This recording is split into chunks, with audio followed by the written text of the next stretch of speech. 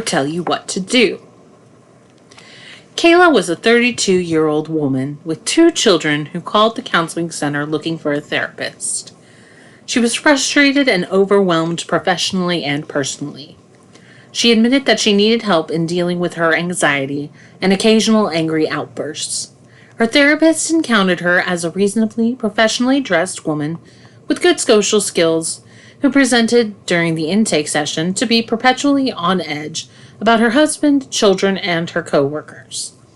Kayla tensely explained that she worked in retail management and felt her job was especially stressful due to her employees never doing what they are supposed to do. Admittedly, when she arrived at home, she had the same feelings regarding her husband and children.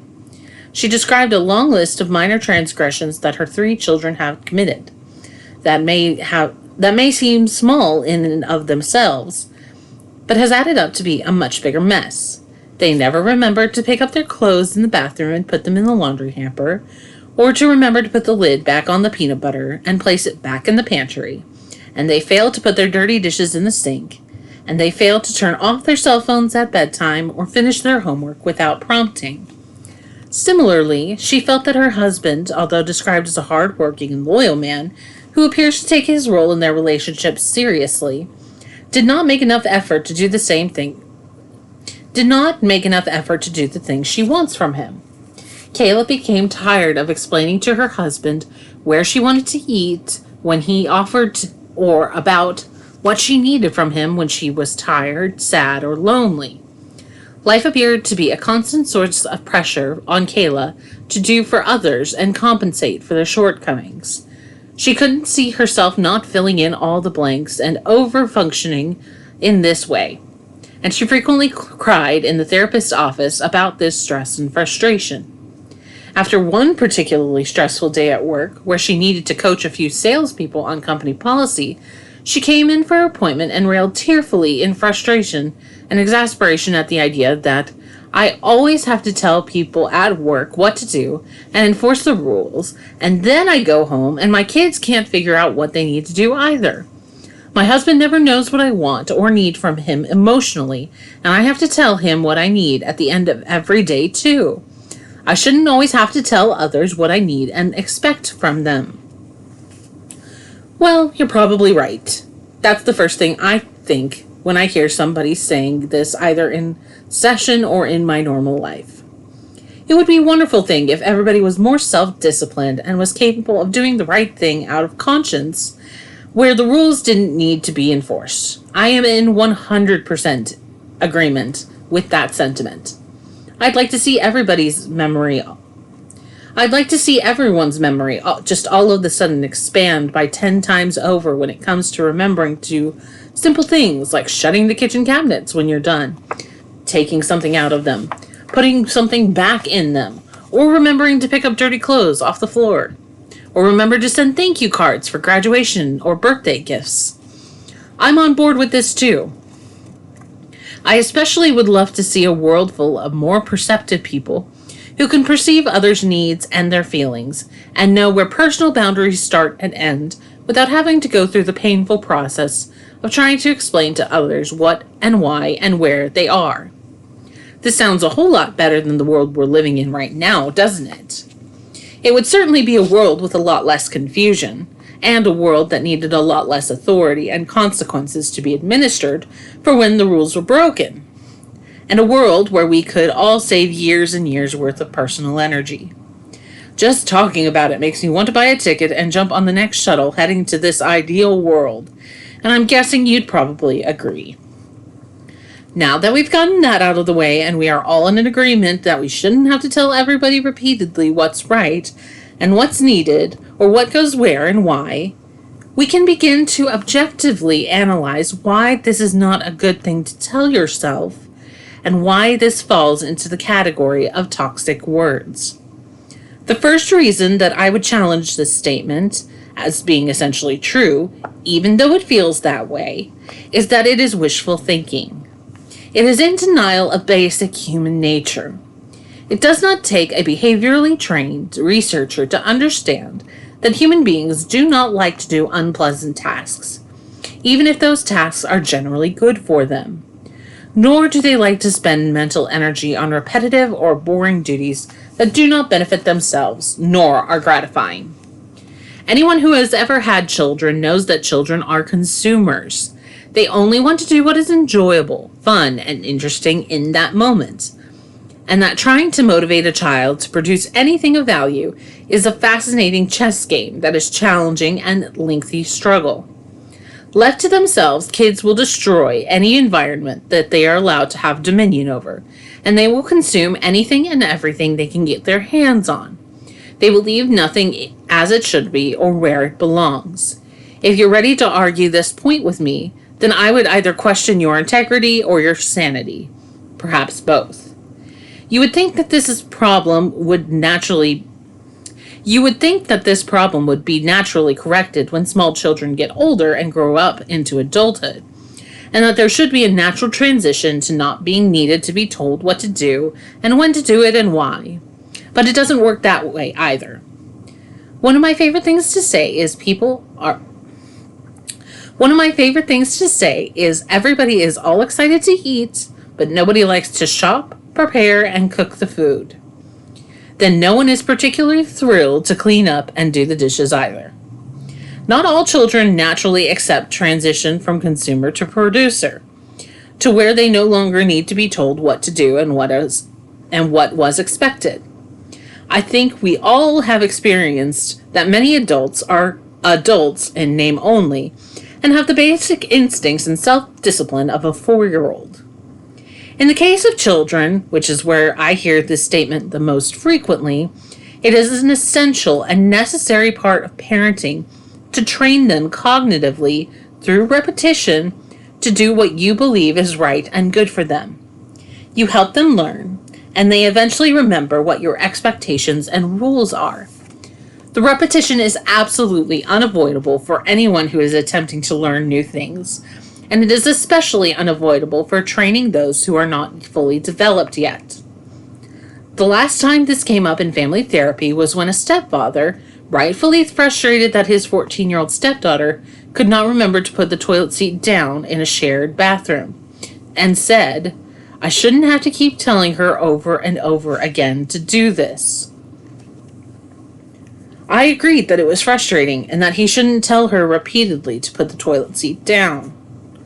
My response was that he should make her responsible for remembering to do this, or else there would be some sort of consequence, instead of just repeating the same request again and again.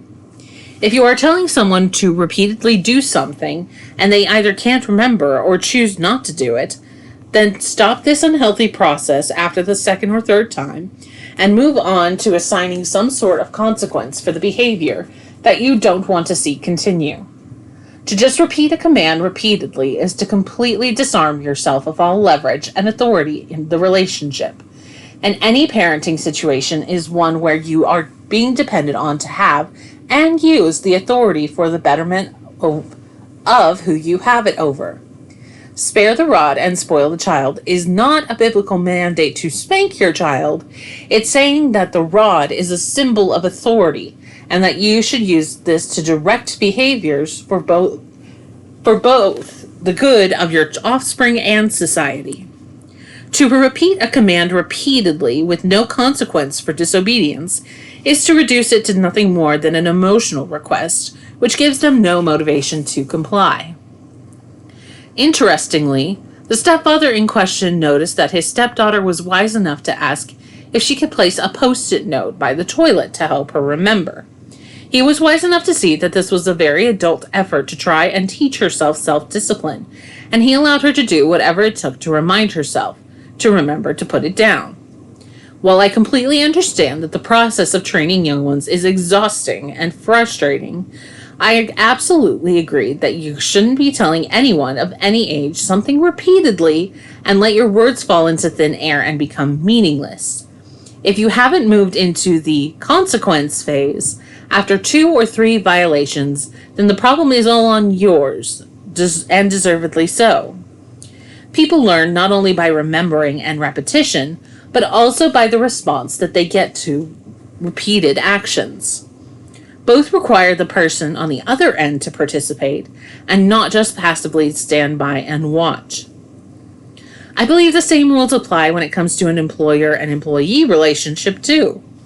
To assume that an employee should automatically share your same investment in policies and procedures is to be in absolute denial of what the relationship is, and is a common generator of this belief that I shouldn't have to tell them to do this or that time and time again. I am fascinated when someone in a managerial position will complain endlessly about having to go behind their underlings and make sure the work is being done right and on time. Employees, in general, are not invested in the overall health of your business. There are always exceptions, of course, and are much more invested in what they will get out rather than what they are supposed to give. They are rarely able to be left alone without any accountability to perform tasks independently to perfection. I frequently remind people that if they were capable of doing this, then they wouldn't need a supervisor and you would be out of a job. Again, the cue to action is when you feel you have reminded someone of their job abilities enough times that you should have reasonably grasped it in the allotted time, and you are sure that the issue is laziness and a deliberate desire to not remember to do the right thing. At this point, we are back to the issue of consequences and giving some sort of meaningful, negative, and undesired response to cause the supervisee to think twice about being irresponsible or negligent in the future. Again, that's really what you are being paid to do as manager and supervisor. Make sure they do what they are paid to do and have agreed to do, and not to tell them over and over again just to do it. Accepting that people need structure and potential consequences to ensure accountability and productivity is the opposite of unreasonably expecting others to police and govern themselves independently. It is your job to provide the motivation for following rules and procedures, either from a position of encouragement or through consequences. That's what supervisors do. Up to this point, I've agreed with the complaint that I shouldn't have to tell them, on the understanding that it is excessive and that it is truly too much, and that we've bypassed an essential question. The important question is whether you really shouldn't have to be telling your son, daughter, coworker, employee, or girlfriend, boyfriend that same thing repeatedly, or whether you might be completely unreasonable in your perceptions and expectations. The reality is that we all learn through repetition. None of us can learn tasks and responsibilities without some guidance and some training. If you are in a supervisory role, as either a parent of a child or a manager of employees, it makes sense to accept that some repeating of what needs to be done is just a regular part of the role, and is helping them remember and internalize these things. It may be that you're avoiding this very simple reality that people can't train and teach themselves in most cases, and verbal direction is necessary. You also have a responsibility in these roles to reinforce the instruction with some type of response as well, as this is a big part of making the instruction stick, with either a positive one that is a pleasant reward or a negative response that is a correction. People all learn from your response as to what they do and the things that you direct them to do, and this process cannot happen without your willing participation. It's worth putting forth the effort in to get the It's worth putting the effort in to get the behaviors you want and need to have happen for your own benefit in order to make your daily life better. Do you agree? Now, when you say, I shouldn't have to tell him/her what I want, when you're talking about your husband or wife, your fiance, or boyfriend or girlfriend, that is a completely different discussion altogether. One that probably deserves an entire chapter itself. It is perfectly natural to want our romantic partners to be able to perceive our needs and wants and to understand what we do and do not like, and so on. I'll sign off on that as true across the board for everyone, including me. I expect my wife to remember some basic things about what I like and don't like, or what I've done or not done, and to have certain amount of information stored away inside to draw on in basic transactions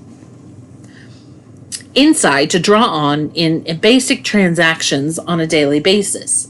She feels likewise, I'm sure.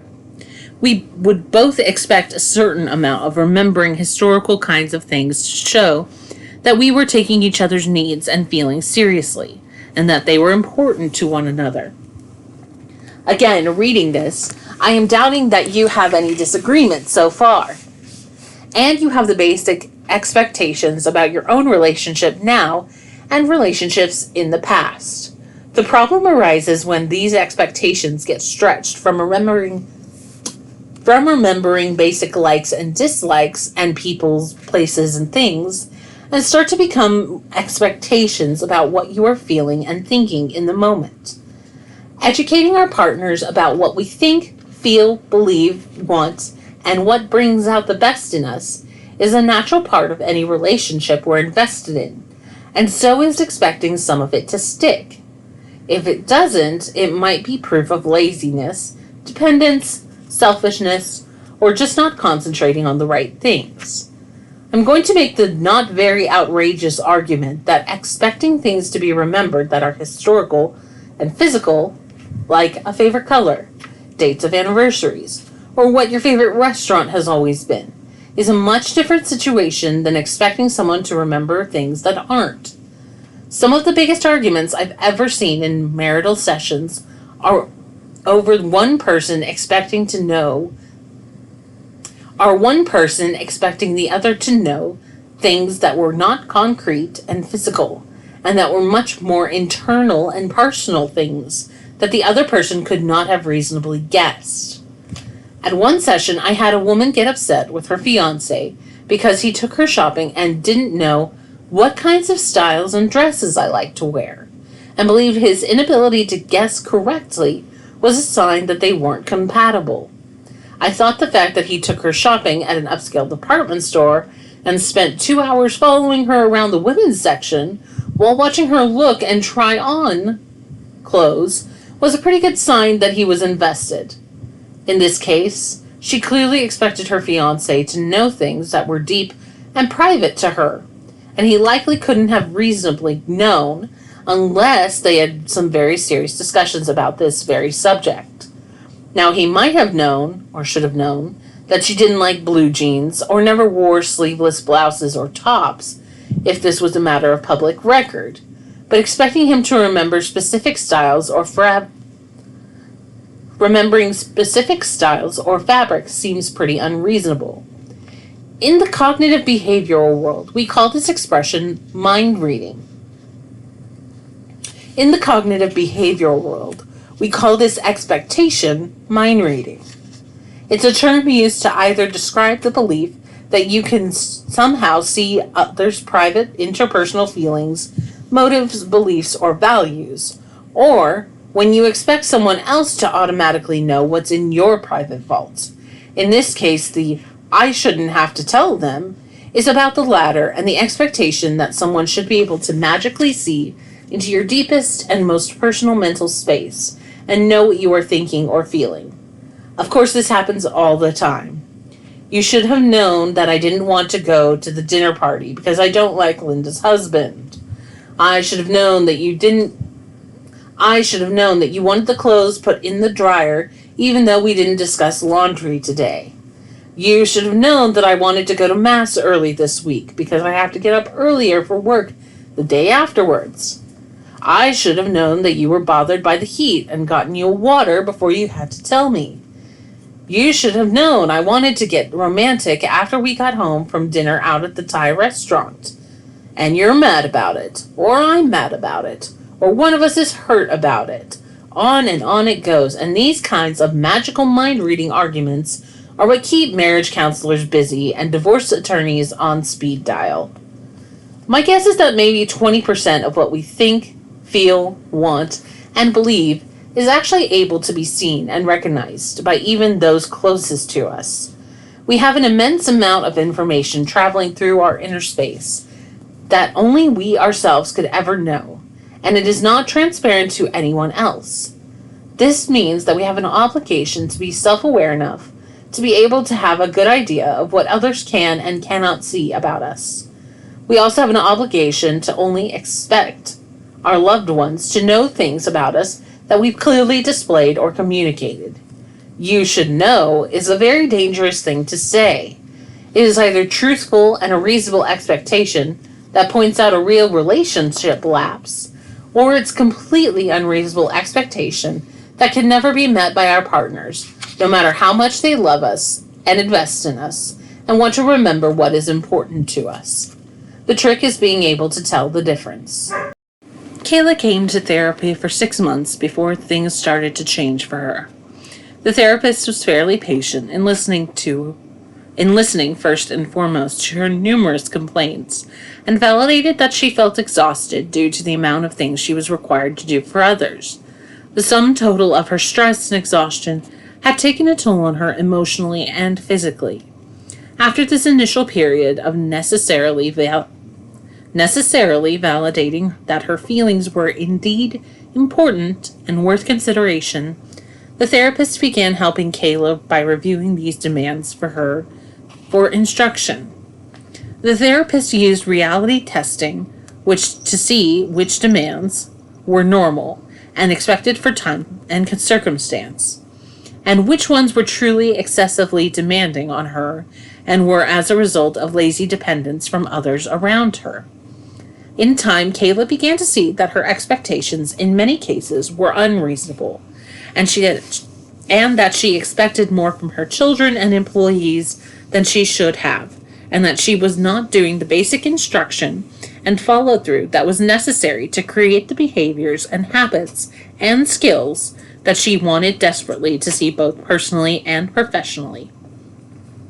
The real breakthrough did not happen until she had an argument with her unsuspecting husband over a pair of silver candlesticks in the garage that he suggested putting on Craigslist to clear out.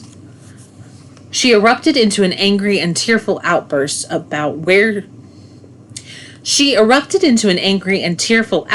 where she was despondent that her husband would even think of getting rid of something she inherited from her favorite aunt who passed away when she was in college, and how could he be so incredibly insensitive? His blank surprise was eventually followed by the truthful reminder that she had never really expressed much about her aunt, nor the candlesticks, and that they didn't even start dating seriously until after she had passed away. Sheepishly, Kayla realized that she had never expressed to her husband how deeply she felt about her aunt, and that these candlesticks were something that she had always admired, and that her aunt thoughtfully left them to her specifically in her will. Being forced to confront the fact that she had expected him to know something that somehow, despite having never been told, and that she had erupted in tears and anger on him, caused deep reflection and growing on her part. Kayla eventually brought her husband into therapy and decided to